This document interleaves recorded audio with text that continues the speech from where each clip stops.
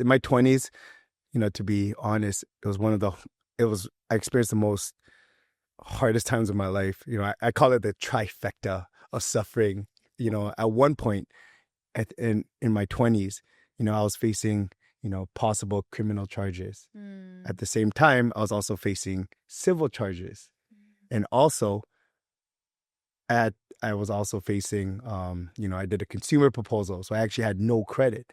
So I had no credit. I was facing criminal charges, and I had also another civil lawsuit at one time. Oh. So, and it was so hard because I was like, whoa, like, how can I get out of this? Like, if I, get out of the criminal charges, but then I lose the civil, I'm done. If I lose the civil, if I win the civil but lose the criminal, I'm really done. Even if I beat the criminal in the civil, I have no credit. And in this world, you need credit, right? Especially with all the societal expectations. You need to have a house. You need to do this. You need good credit. It was weighing so heavily on me. And so I had nothing to kind of fall back on. But yet, thankfully, I had people in my life that reminded me that those things doesn't define who I am.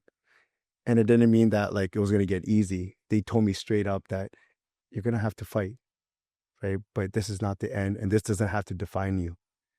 But how amazing would it be if one day, you're able to triumph over tragedy? What would it look like?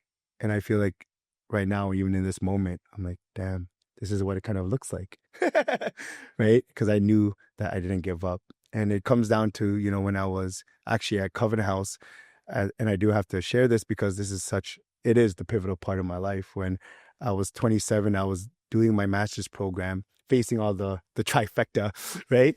And it got to a point where I wanted to quit. I wrote a letter to my spiritual mother, Maria, who passed away 4 years ago. She was my supervisor for Covenant House. And, it weighed so heavily. It's like, why would youth want to talk to me? Or I don't feel worthy of this. And I wrote a letter because if you ever met Maria, she's like very, very short and small, but I was so scared of her. And so I wrote a letter saying, there's no point of me continuing on school because, even if I graduate, I'm not going to get a job, right? All the doubt, it was like weighing heavily. It was overwhelming me. And so I wanted to run away from the fight. And so I wrote a letter pretty much saying I'm running away. And I had it in my pocket. And normally after your placement, you meet with her in her office. And she sits me down right in front of me, in the chair right in front of me. And she says, Ram, she sensed something. And she's like, Ram, I'm here for you. And she just held the space. Didn't say anything. My head, on the other hand, was like, say something, please, right? But she just held the space. And in that moment, I cried. I let it all out. I opened it up. I was sharing my fears, my sadness, my suffering, my brokenness. And she was just listening to me. And I don't know how long I was in that room, but I walked out of that room with the letter still in my hand, with that letter still at my home.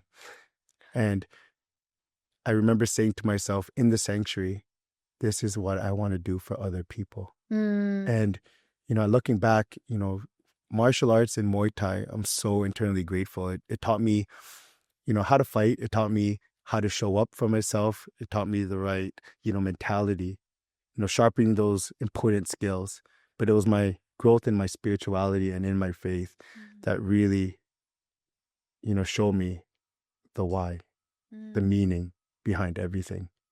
And so I feel, that discipline, has to be intertwined with our own spiritual growth. It's so important because our discipline without spirituality would be more so just sheer willpower. But discipline with, a strong growth in your spirituality will also give you that sense of meaning, that sense of purpose. So even in those moments where you start questioning things or when life hits you harder than your fist could ever hit, and when the mind becomes, very impacted by negative thoughts, that even discipline is going to lean on that spirituality of yours, right? To say, hey, we got to keep going. You know what I mean? Yes, you're suffering, but there's something more to it, right? And so, that's where I've kind of come to in my journey. And it's something that I want to show other people, right? That no matter what they go through in their life, whether it's addiction, anxiety, depression, that they can fight. And it might take a few rounds, Yeah. right? It might not happen overnight, but discipline keeps you in the fight. So even if it takes 1 round or 10 rounds, of course, we live in a world where we just want things to happen right away. But when it comes to fighting for our potential and fighting for our life and fighting for what we deserve, it allows us to be patient. So all those things are so intertwined with discipline, and I can keep going on, but There's that's kind of like my life. Yeah, no, there is like so much in what you just shared, like so many dimensions to touch on. And I think one of the fundamental things that I'm getting from what you're saying, which is profound, actually, like really profound, is the almost what I would call like the yin yang, like the Yes. intertwining of the discipline and the faith, Yes. which is so fascinating because of your presence as this fighting minister, right? And what I also love is how you use the word spirituality, because I wonder about a lot of our listeners. People come from different faith backgrounds, different walks of life. There could even be people listening that they're questioning their faith, or they're curious about, how they were raised versus what their beliefs are and this and that. So what is faith like for you, and how do you, like, what would you say to someone listening? Because you just made a comment that I was like, mic drop moment, where you said there is a point where discipline leans on faith. And that was like such a one-liner for like, just wow. So it, to me, instills, even from someone like yourself who has all these decades of life experience, who has over a decade of this like MMA training, this fighting, is saying we need to have faith. Like whatever your belief system, whatever your spiritual path, have that faith, and that will carry you through. Yeah. So have you always had that? Is that something that you were cultivated? Like what do you feel like gave you that level of faith? I think it comes to like with discipline and, spirituality, it doesn't happen overnight. Like we don't just wake up and we're disciplined, or we don't just wake up and we achieve this spiritual empowerment, right? It comes with its reps. It comes with its constant, the steps that we continue to take towards it and building it stronger and stronger every day, right? But for me, it was starting to ask those deep, profound questions, especially when I was going through the hardest time of my life, right? That sense of purpose and that sense of meaning. And I started to think about that. Like, why am I here? Where am I going? Where did I come from?